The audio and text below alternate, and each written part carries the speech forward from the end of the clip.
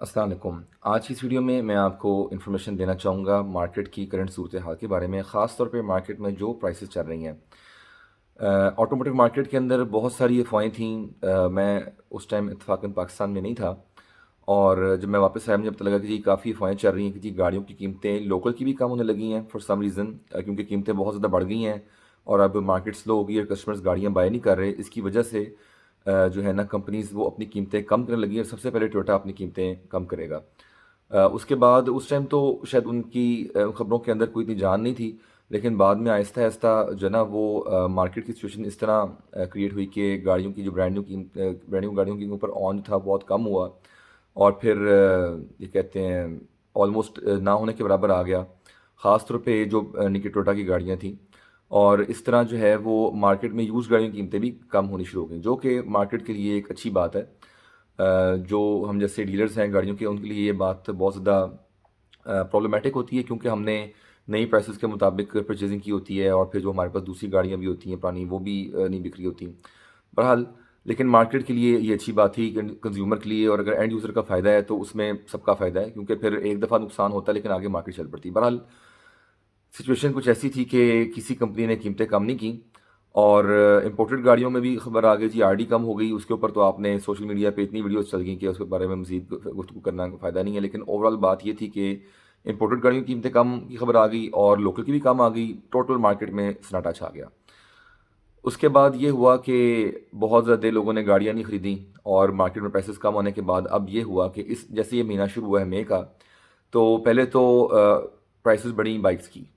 ग़ालिबन Honda ने बढ़ाई, फिर सुज़ुकी ने बढ़ाई, और आज के दिन में 5th मई को और 6th मई को जो खबर आई है, क्या हुआ कि जी किया ने सोरेंटो और जो है कार्निवल की प्राइसेस बढ़ा दी हैं।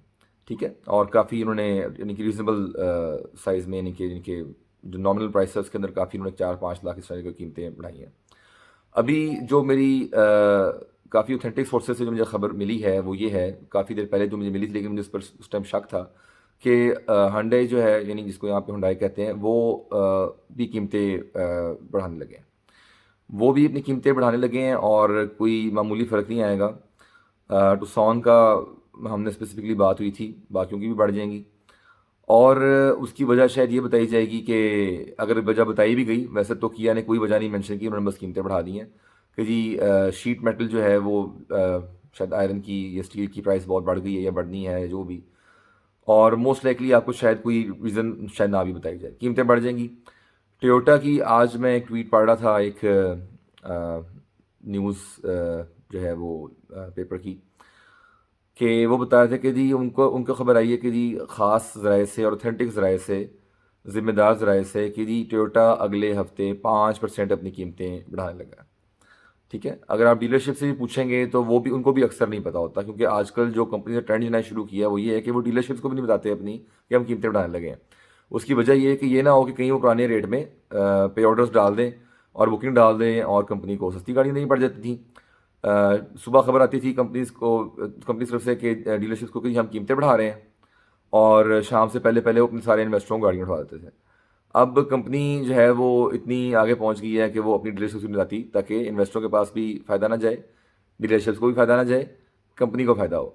तो हर बंदा अपनी नफ्सा नफसी के दौर में अपनी फ़िक्र कर रहा है। इन शॉर्ट, जो इतनी सारा तमहीद बांधने के बाद आपको बताना चाह रहा था कि तमाम जो खबरें थी कि गाड़ियों की कीमतें कम होएंगी, बस जो होनी थी वो हो गई।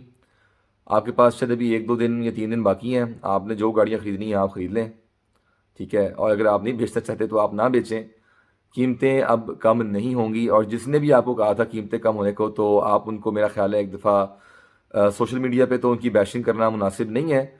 अलबत्ता उनको इनबॉक्स उनके व्हाट्सएप पे ज़रूर करें कि क्या बना, क्या हुआ कि आपने हमें मना किया था कि गाड़ियों की कीमतें कम होंगी और हम ख़रीद ना सके, और उल्टा नुकसान आपको शायद ये हुआ होगा कि अब आपकी गाड़ी आपने शायद अपनी सस्ती भेज दी होगी बाद में, और अगली का आप वेट करते रहे कि कीमतें कीमतें कम होंगी। तो अगर तो आपने ले ली, वो जो 1-2 लाख कम हुआ है वो तो ठीक है, लेकिन अगर आप मज़ीद वेट कर रहे थे तो ख़रीदार मुश्तरी होशियारबाश, अब आपको वार्निंग दे दी गई है।